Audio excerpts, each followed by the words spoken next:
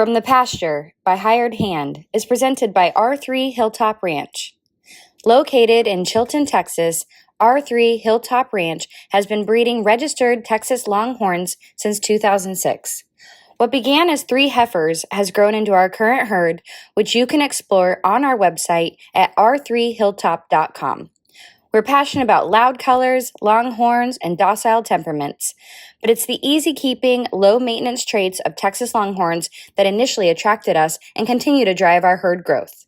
In addition to livestock, we proudly offer certified Longhorn beef products. Visit r3hilltop.com/beef to learn more. Thank you for listening and enjoy exploring our ranch online at r3hilltop.com. Hi there, I'm Molly. And I'm Jamie, and this is our From the Pasture with Hired Hand podcast. For 15 years now, we've been proudly helping breeders promote hundreds of thousands of pedigree livestock with our easy-to-use animal management-driven website software. And let's not forget about Hired Hand Live, where over $1 million worth of livestock is sold online each year. We're excited to bring you market trends, sales data, advice from your fellow breeders, and stories from the ranch. Our software makes managing your website and your animals a breeze, so you can focus on what you love. So let us handle your digital chores while you tune in to another episode of From the Pasture with Hired Hand. Welcome to this episode of From the Pasture with Hired Hand. Today we're visiting the beautiful pastures of Windmill Ridge Ranch in Morgan, Texas, home to a growing herd of registered Texas Longhorns. I'm your host, Molly Clubb, and I'm excited to take you on another journey into the world of Texas Longhorns and the breeders who care for them with today's guest, Brandon Thomas. Well, thank you both for joining me today. Why don't you start just by telling us a little bit about your ranch name, and where you're located? Yeah, so we're located about an hour south of Fort Worth in Bosque County. It's considered kind of the top of the hill country. We have about 30 head of cattle here on the rolling native prairie that we have. We also have a very dense cedar thicket on part of our property. It's a really nice place. It gives us the ability to be close enough to the city to enjoy the benefits of Fort Worth and everything it has to offer, but also gives us a peace and quiet of a ranch that feels like it's pretty far away from anything. Our ranch name is Windmill Ridge Ranch. Part of our ranch has a lot of ridges on it. We actually overlook the lake. And so we also love windmills. And so when you put two of those together, we came up with Windmill Ridge Ranch. And up until recently, we actually had a windmill on top of the ridge that you could see from Lake Whitney. Unfortunately, a storm came through and rendered it not able to be used anymore. And so we've taken it down, and we're actually in the process of restoring it to put it back up at a later date. So tell me a little bit about what that process is like. Did you have to find like a specialist or something? Or are you guys doing it on your own? So windmills are something that the family has loved. My mom has loved windmills her whole life, from a ranch in Lampasas, growing up in Lubbock. It's just always been a part of the life. And so windmills have always been a thing that we've enjoyed. We got the first one when we decided to name the ranch Windmill Ridge Ranch. It's actually a windmill from 1939 that was built in Fort Worth, Texas by Axtell Windmill Company. There's only 2 windmill companies that were original to the state of Texas, San Antonio Machine and Axtell.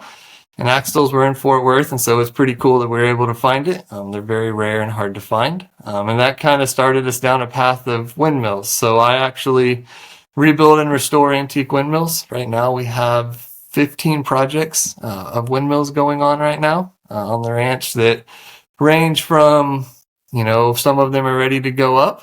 Others are ready to go into the barn and shop to get a full rebuild and a full restoration. The most recent one I completed is one from the 1920s. And then the next one that I'll probably start this year is a very large windmill that is from the early 1900s. I don't know exact date, but it is actually, it's an open gear. And it is a 16-foot fan diameter. So the fan on itself is 16 feet tall on a 30-foot tower. That's really cool. That's so interesting and such a neat piece of history.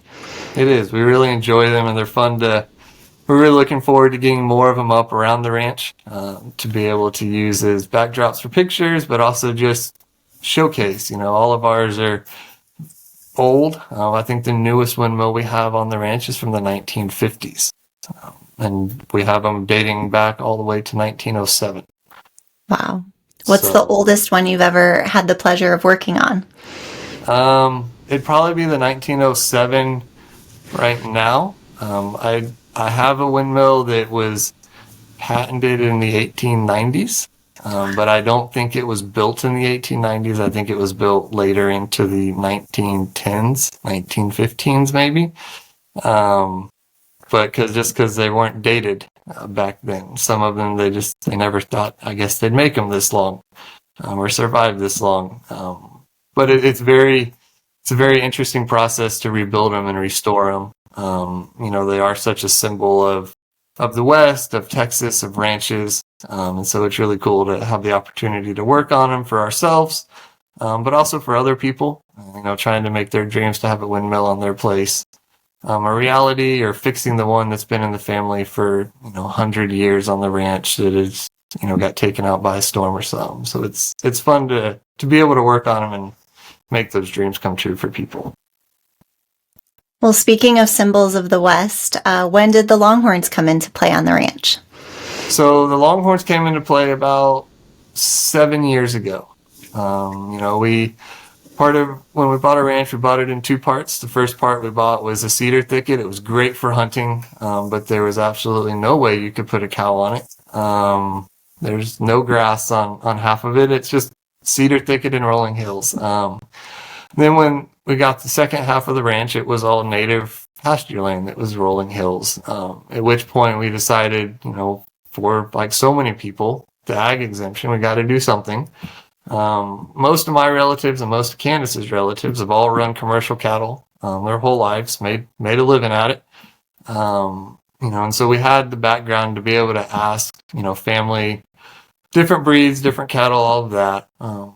But we always kind of came back to the Longhorns, came back to them for their hardiness, their, ability to withstand so many different varieties, the ease of calving, but also, it was kind of the thought, if we were going to have the headache of cows, let's make it something we enjoy, something that's unique with the personality. And every cow is a different color, it has a different horn shape, it has a different personality. And that's kind of what makes it fun. You can go in the pasture and exactly by looking at it what it is. And they're personable to you in a way of, you have a name for it, and instead of the name being number 382, it's this is Tabby, or this is Tabitha, or this is Dragstrip. And, that really kind of set us down that direction.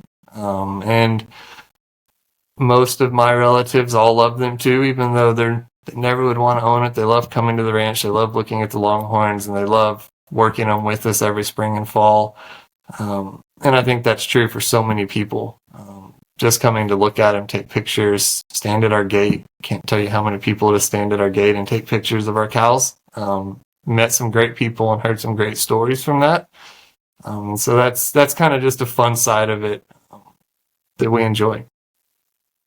Well, I want to ask some more questions about your gate visitors in a minute, but I have a question for Candice first. So I have a feeling I might know the answer to this, but a lot of times when you come from a family that's raised commercial cattle and you tell them you're going to get Longhorns, they're like, what's the deal? Did you get any grief for that decision? I wouldn't say too much. I think my family was supportive of it, especially because Longhorns are so iconic here in Texas. Everybody's excited and they really love to hear the Longhorn stories. Well, tell me about the funniest gate visitor story you can share with us on air. It's ranged. We've had people stopping with their kids just to try to take pictures. And, if we're here and we're able to catch them, we really appreciate that they stay outside of the gate. That's what but if we're here and they're trying to take pictures in the spring with the bluebonnets and the Longhorns when they're up front, we'll bring them in, and, we've been able to make kids photos that way for their families, and that's been good. A funny story is one day we had a gentleman stop And he had a Longhorn necklace on. He was Longhorned out. Turns out it was Rick from the TOBAA, actually doesn't live too far and drives past our place every day. But at the time, I had no idea, and I was just thinking, man, who is this guy that knows so much about Longhorns, dressed up in Longhorn gear head to toe, and is out here, taking pictures and enjoying the cows? And I think that's probably the funniest ones. And then we've had, the more meaningful stories of people coming by that they were driving past to get out for the day because they were going through cancer treatment or something, and they saw the cows and go, I just want to stop and take a picture. And so that's really a beneficial thing for everything. So with Rick stopping by for a visit, did any of the pictures he took of your cattle happen to wind up in the Trails magazine or not yet? Maybe next wildflower season? No, I don't think any of them made it. But he'll stop by if he sees us out there. We'll stop and talk. He always tells me if I ever need anything from him, he'll stop and check for the cows for us. He says he always waves at them when they're up in the front pasture up along the highway. So I don't think any have made it yet, but hopefully, fingers crossed, one will make it soon. Well, let's talk a little bit specifically about how you got started with the Longhorn. So you decided that's what you wanted on the ranch. Tell me a little bit about, how you found those first ones you bought, what the decisions that went into making it, how many you started with. So, it started with Candice and I used to live in San Antonio. And so when when the family bought the property up here, we were like, okay, now we got to find cows. Outside of San Antonio is Len and Josie, Streethoff Ranch. And, Googling who's got Longhorns and started to come across and always came across their website. So I called them up and said, hey, we're new to this. We actually live not that far from your ranch, and we'd like to come by and see it. And so it started with going and spending some time with Len and Josie, touring the herd, talking cows, looking at the tractor collection, just, kind of building that friendship that they're known for, and, answering, I don't know, how many millions of questions that we had, and, ooh, we like that cow. How much is that cow? And they'd tell us, and we're like, okay, ooh, that's not what we want. But, that's how it started, and we went there a handful of times, visited with them, and ultimately we bought our first two cows from them, one of which is actually still on the ranch today, and is one of our best cows that we have. So, we got started visiting with Len and Josie, and then, after that, at that time, there was a sale called the Blue Ridge sale. It was happening outside Atlanta. And we spent a lot of time going to the Blue Ridge sale for the first couple years and buying cows, some of which we still have. The first cow we bought at an auction that we still own is one of my favorite personal cows, named Drag Strip, and she's fantastic, one of the best producers we have. But, she got separated in the pens because she wouldn't stop fighting with other cows, and all of this stuff. And for some reason I said, this is going to be a good animal to get. And she's a fantastic mother. And to this day, we have a mutual understanding of don't do something crazy and you can stay here. And it's worked out great for us. But we started, and I think we started like so many, you get auction fever. And I think we walked away from the first Blue Ridge sale with 5 or 6 cows. At that point, we ended up with 8. I think we had 8 cows, and we were pretty excited to have 8 cows. And then we've had the first crop of babies, and at that time we didn't have a bull, and AI was just, it was a thing, but it wasn't as prolific as it is today. And so then we're going, oh no, now we got to find a bull to rebreed our stuff. And that's when, luckily, the Mullinaxes were able to lease us a bull.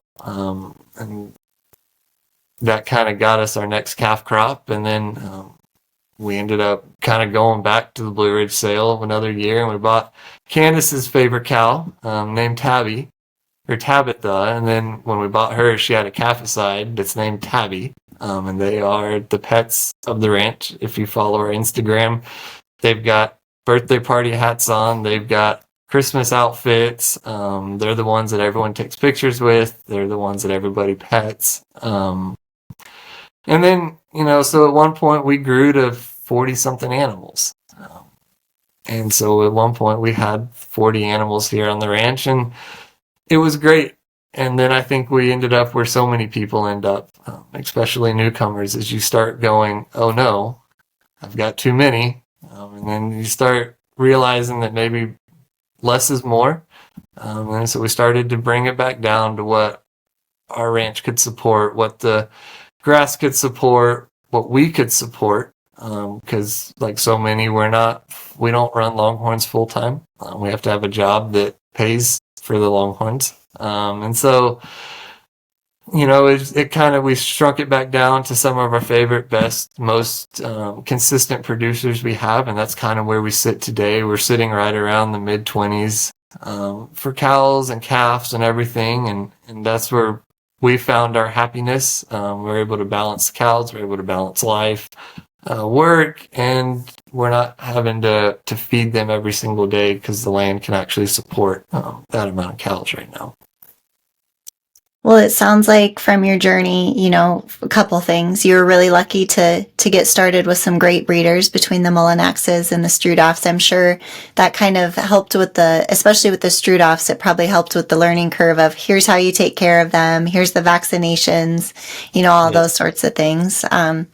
The Blue Ridge sale, a lot of folks I think are disappointed that one of those good, those really good ranch sales went away. Candice, I don't know if you remember, or the years you were there, they had the chuck wagon and the open bar under the tent, and sometimes the buffalo would roam up, or, that sort of stuff. So just an all around great sale too, I feel like.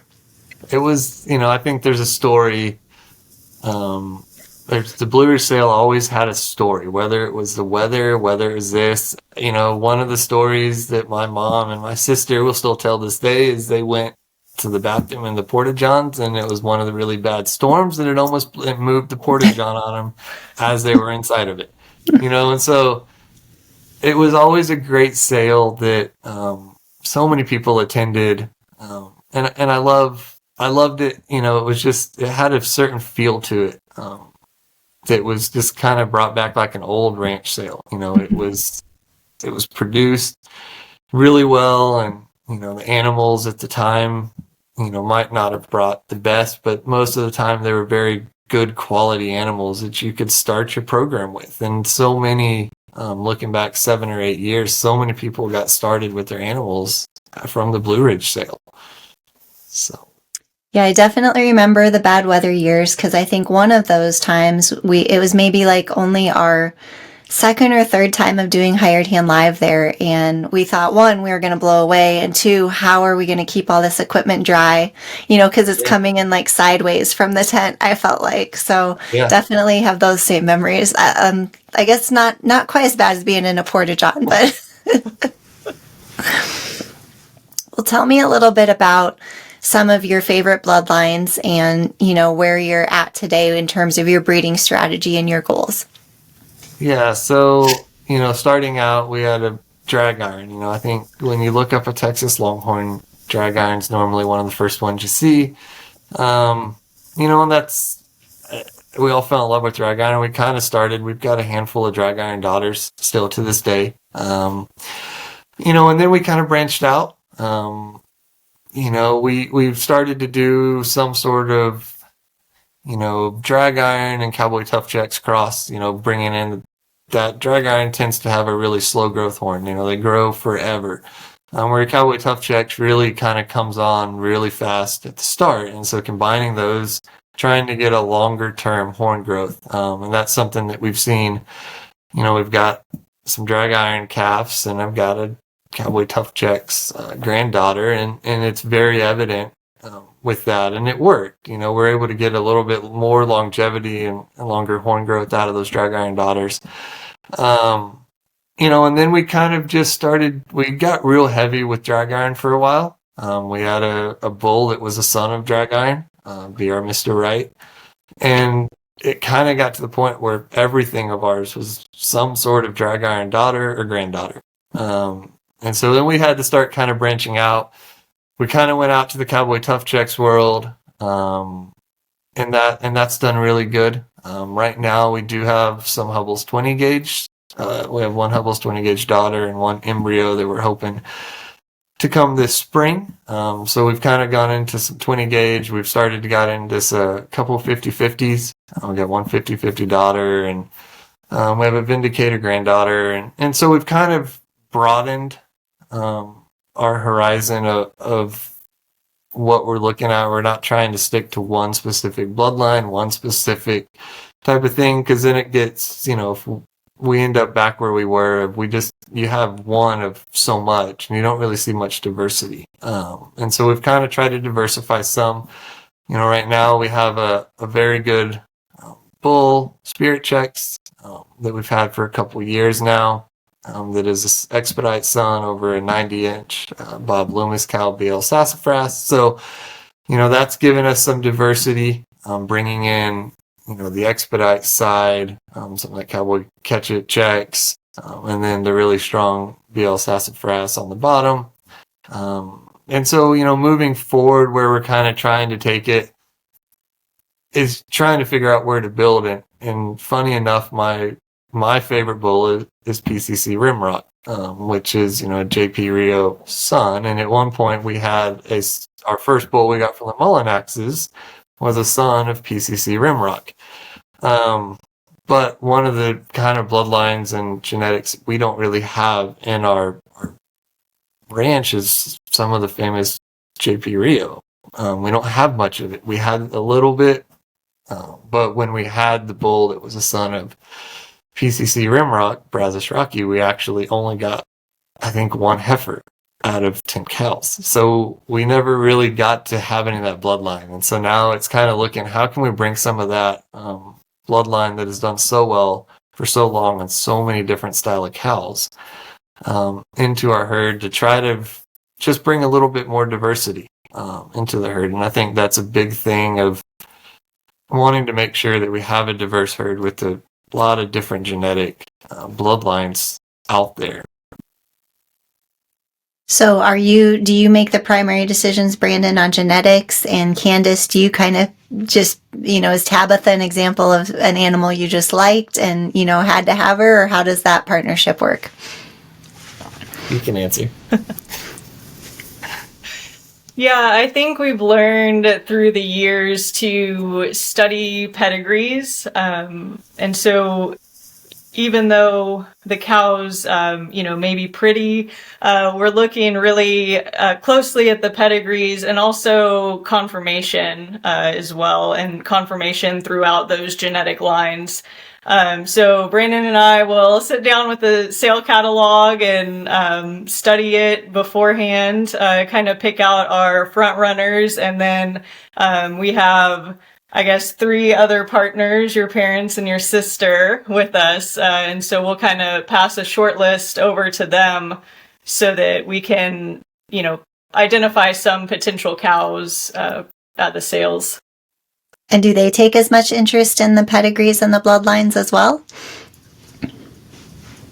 Yes and no. I think everybody enjoys it. And, I think everybody kind of has a slightly different philosophy in a lot of case. My mom is a sucker for black and white. And she will always, if we're at a sale and there's a black and white, she's going to try to buy it, whether I tell her not to or not. Just because that's what she likes.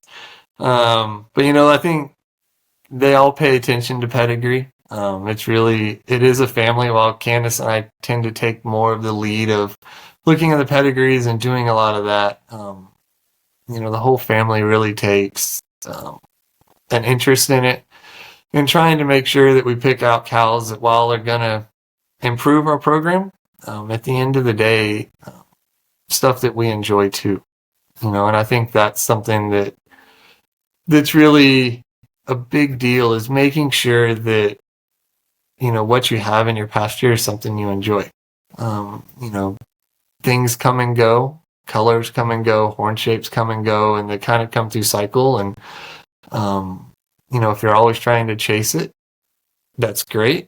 But at the same time, if you're always chasing it, are you actually going to enjoy what's out there? And so that's, if you come and visit our ranch and look at our cows, we have a very wide variety of genetics. We have a wide variety of horn shape, and a lot of it's because it's what we liked. That cow fit what we were looking for at that time, and it had this good conformation, and we were looking for a black and white cow, and so that's what we bought. And so that's something that's, I think, helped us. Is it was real easy at first to try to chase and figure out, well, that did well, so we need to go buy that. And then, stepping back, and as you've learned and been in it for a few years, and I think at this point it's now been 7 or 8 years for us, it's what do we enjoy? And ultimately, if we find good, correct cattle that we enjoy, then we can do something with them. And that allows them to be marketable to somebody else in the future.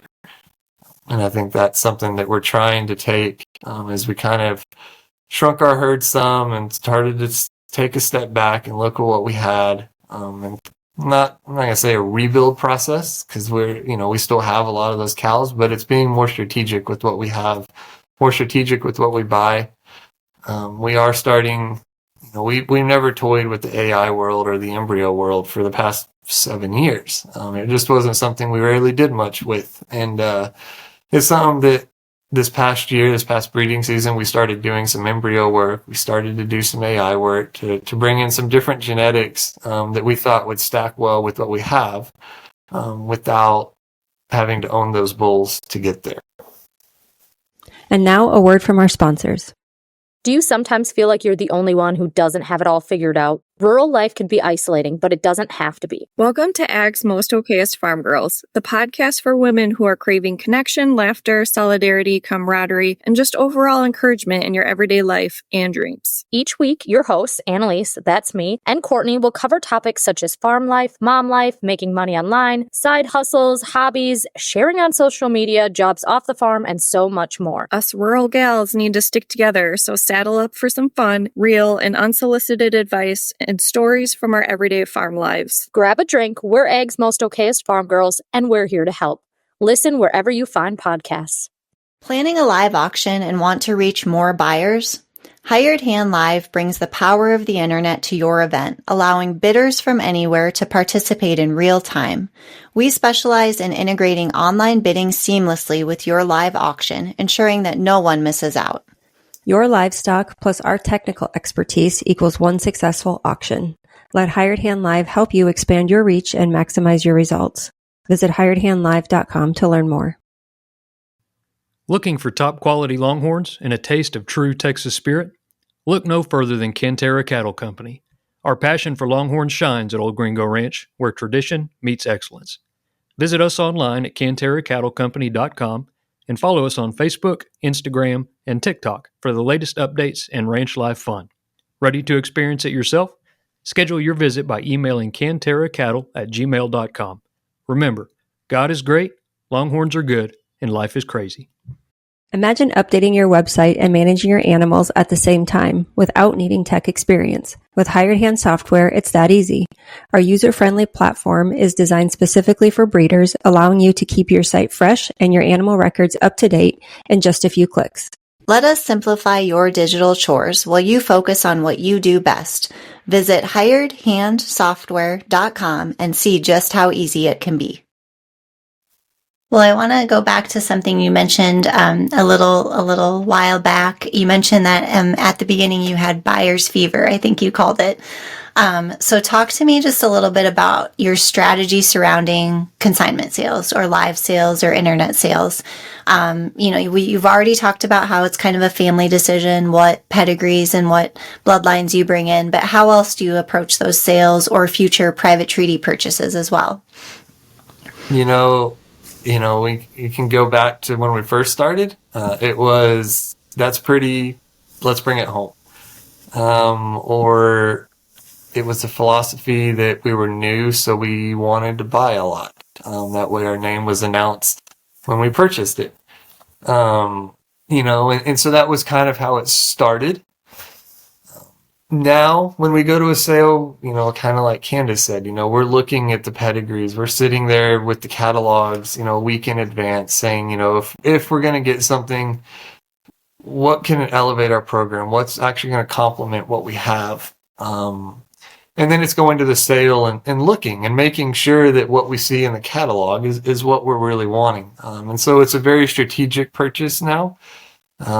We don't buy nearly as much as we used to. When we go to a sale and if we've got 3 or 4 shortlisted, we're going to spend time at those pens. We're going to see how they're walking. We're going to see, how they're acting, seeing if they've got everything that we're looking for with good confirmation. And if they don't, while it's a great animal, it's not going to fit our program. And so we just won't bid on it, and that's okay. And historically for us, we've bought a lot of our cows at sales, and we've been great. We've started to try to foster relationships with other ranches and trying to do some more private treaty stuff, and like I mentioned, when we first started out, we met with Lynn and Josie and spent time with them, talked with them, and it was great. And then when it came down to having the ranch and running the ranch, it's real easy to get lost in the ranch. And it's hard to find the time to go visit other ranches, because if I'm at somebody else's ranch, that I'm not here taking care of my ranch. And so, that's something that we didn't do a real good job of for quite a few years. And we loved our cows and we had a great time, and we had people that we knew at sales, but we weren't fostering those relationships and fostering those abilities to do private treaty as much as we'd like. And so that's something that we've started to try to do, visit more ranches, visit ranches that have, bloodlines that we like, or ranches that, have cows that are really high quality, that are doing really well, and fostering those relationships. And maybe out of those, visiting ranches and seeing the different cows, private treaty opportunities might arise, and being in the position to be able to take advantage of them and not just buying stuff at sales all the time because we just want to raise our hand because it's fun. So I think a lot of listeners of this podcast are breeders who maybe are in your shoes from 5, 6, 7 years ago. They're a little hesitant to go to the events because they don't really know anyone yet. They're hesitant to reach out and ask a ranch if they can come visit. Specifically as it relates to like networking and being social at the events, what advice would you give those folks who are needing to kind of, take that next step? Just do it. Both Candice and I are very shy people. I'm not a center of attention, and neither is she. We don't really like to get out there much. And so, but, I've learned that people want to talk about the cows. And you meet people and you talk, and it becomes easier. And so my goal that I've kind of set for myself with every sale I go to is to talk to at least one new person. And in 8 years, I've never met somebody that said, I don't want to talk to you.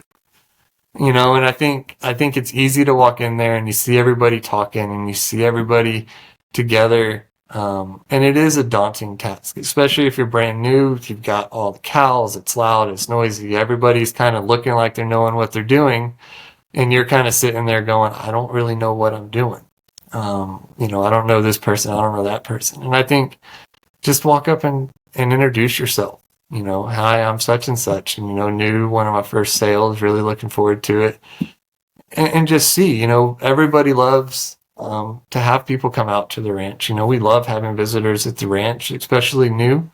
Getting to show people what we have, but also just talk about the cows. And making friends and doing that. And so I think the biggest advice would just be, just do it. Go to a sale and maybe you don't want to pick, depending on what it is, pick maybe a smaller sale.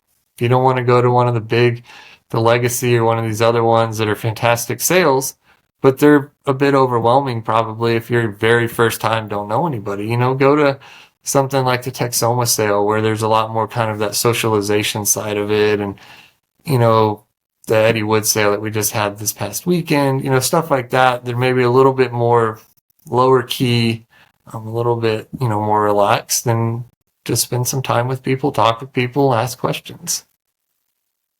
Do you have any other advice to piggyback off that, Candice, maybe from a female perspective at all, or no?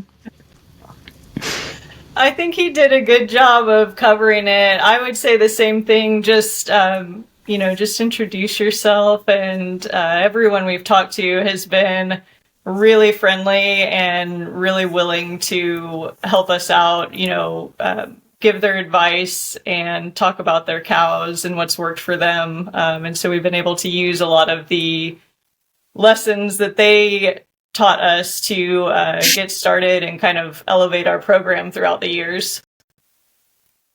So let's talk a little bit about internet sales. For the sales that you all can't make in person, do you ever bid or participate or watch online? Watch online a lot. We have bought quite a few animals over the years from the online sales. It's been a great tool for us. Like so many people, you're not able to go to every single sale every single weekend. And so it gives you that ability to be able to purchase cows that you might want. A funny story for me is, or both of us, we were actually getting ready to leave for a trip to go on a hiking trip to Big Bend, but there was a Texoma sale coming up. But we were at Academy Sports, shopping for camping gear, and I bought one of our favorite cows in the camping section of Academy. And I'm sure people in the camping section and also in the checkout line were going, what the heck is this person doing on their phone? Why is there an auctioneer over here? But had the online not been there, we wouldn't have had the opportunity to get that cow. And so I think it opens up a lot of avenues to acquire animals, depending on where they are, and especially if you're not able to travel to some of the sales on the East Coast or the West Coast.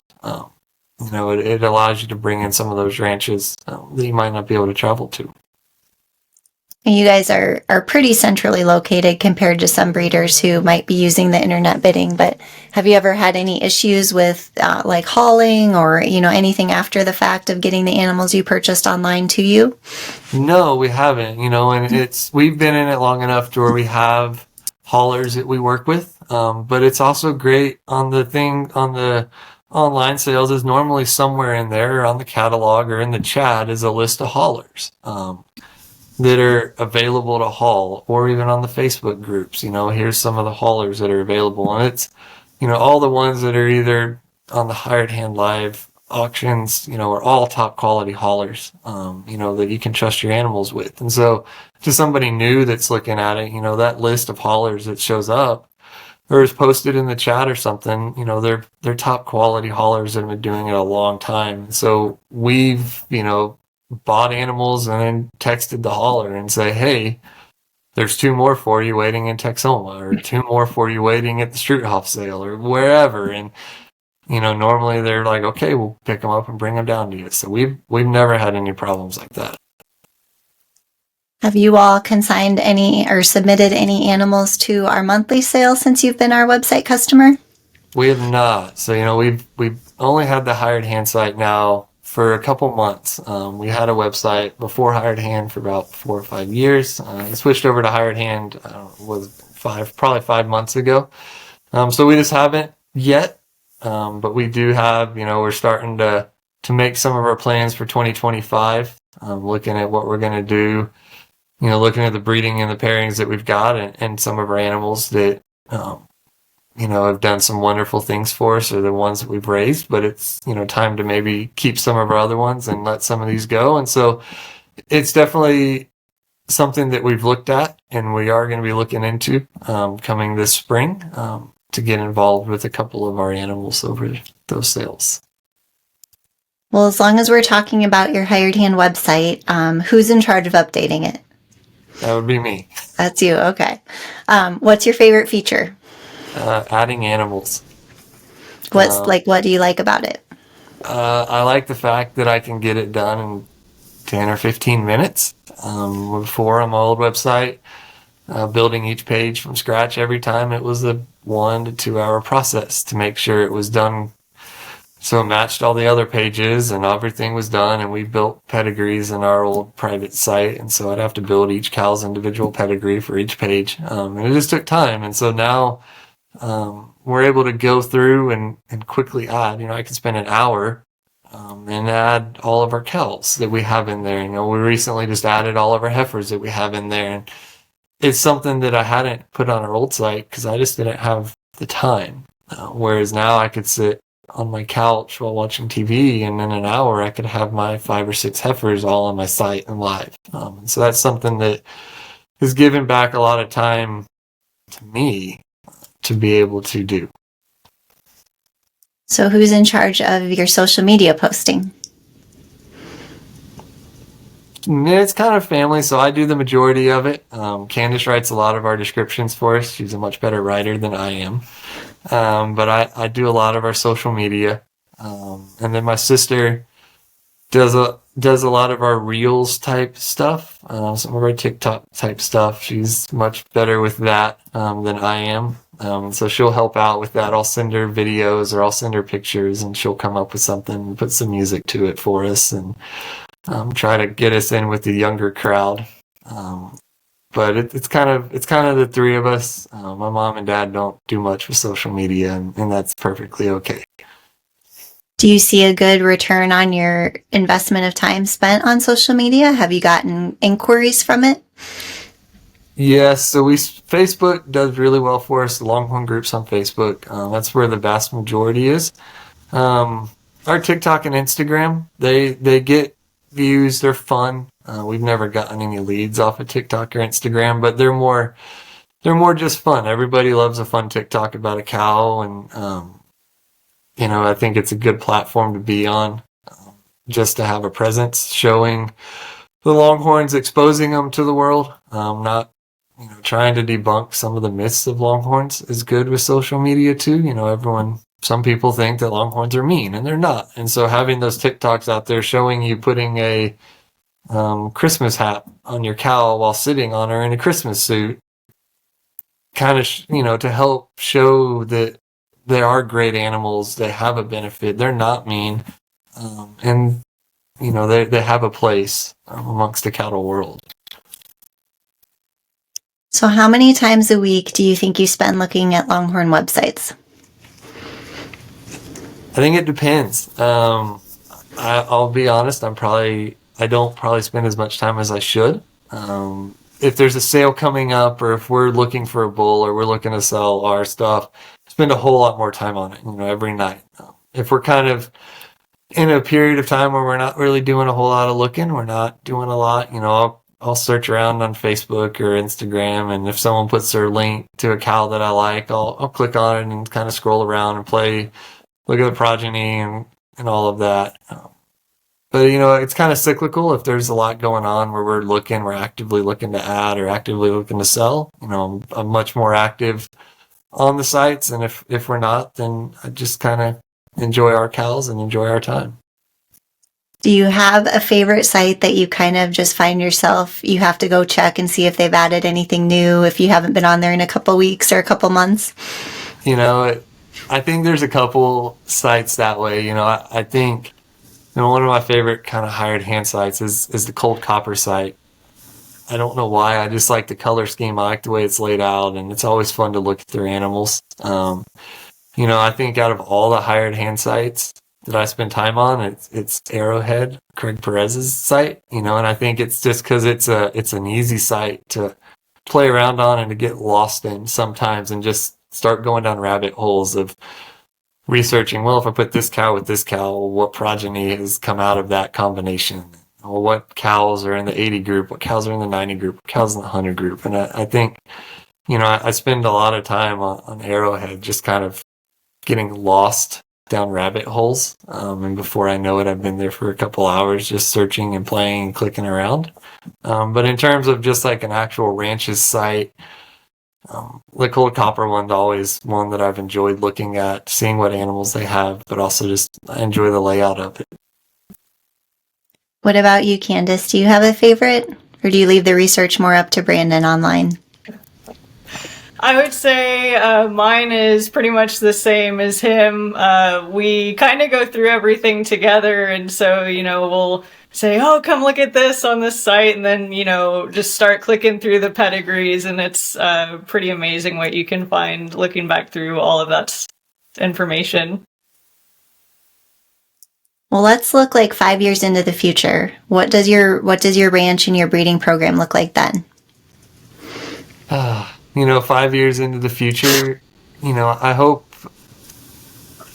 5 years from now we've taken a step forward from where we are. We're really happy with where we are, but we're trying to make some moves, trying to do some different bulls, like I said, through AI and through embryo work, to bring some different genetics in that maybe a little bit more higher power, maybe bring a little bit more horn to our program, that we don't currently have. And so, hopefully in 5 years we're seeing those rewards. Hopefully we're putting some stuff into some sales, actual live auctions. It's not something we've done a whole lot of. In 7 or 8 years, we've only consigned animals to 2 or 3 sales. It's just not it's not something that's been a big part of our program. We've done very well with private treaty over these years. But I'd love to get a sale into a Hudson cow, into Hudson Valentine or something like that, and have it do well. And that's kind of a 5-year goal is to look at our program where we are today, and then in 5 years, hopefully it's better than where we were right now. And I think that's the goal of everybody in Longhorns and registered cattle world, is to see where you are and then figure out how to go one step above and always improving that breed. And so hopefully what we're doing today in these years and bull selection and everything in 5 years from now is taking us one step ahead, to where we have animals we can put in some of these high quality sales, and have a good representation of our ranch. We'll have to pull this clip out of the archives in 5 years when you have a sale topper, and you can look back on how far you've come. That'd be great if we had a sale topper. I'd be happy as a lark. Well, one thing I always like to do, especially when couples are online, is some rapid fire questions. Are you guys up for those? Yes. All right, so you each can answer, because a lot of times they're not the same. So what do you prefer, morning coffee or evening sunsets on the ranch? I'm a coffee person, so one of my favorite things at the ranch is to go out and watch the sunrise with a cup of coffee. I'm a sunset person. I love the sunset.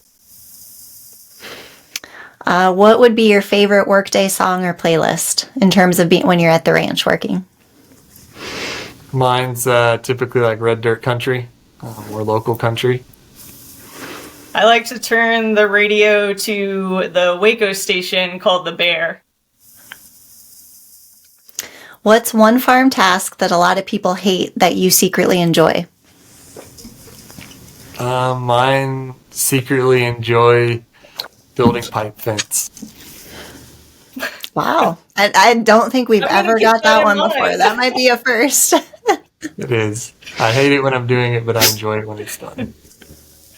I like dragging pastures. What about, are you boots or sneakers for everyday ranch chores? Boots. Would you rather drive a farm truck or an ATV? Side by side. Yeah. What's one thing you always carry in your pocket when you're walking around the ranch? Pocket knife. Yeah, pocket knife. What's one thing you'd add to your ranch if money were no object? More equipment and gadgets for said equipment. I was going to say the gadgets if you said more equipment. Any specific gadgets or just all the gadgets? All the gadgets. If you can attach it, that's what we want. Would you consider that you all are in your dream ranch location, or would it be somewhere else? I think we'd consider this the dream location. Yeah. What about your favorite farm, ranch, movie, or TV show? Clarkson's Farm. Yeah, agreed. Do you have a favorite livestock influencer or account that you like to follow? A favorite? No. I follow a bunch. Bar 7 Ranch. I follow R.A. Brown. Just, I don't have a favorite per se, but kind of follow a couple of them here and there. All right, one more here. This one is where couples usually differ, so we'll see how you guys fare among the pack. Ideal herd size? 30. Yeah, I'd say 30.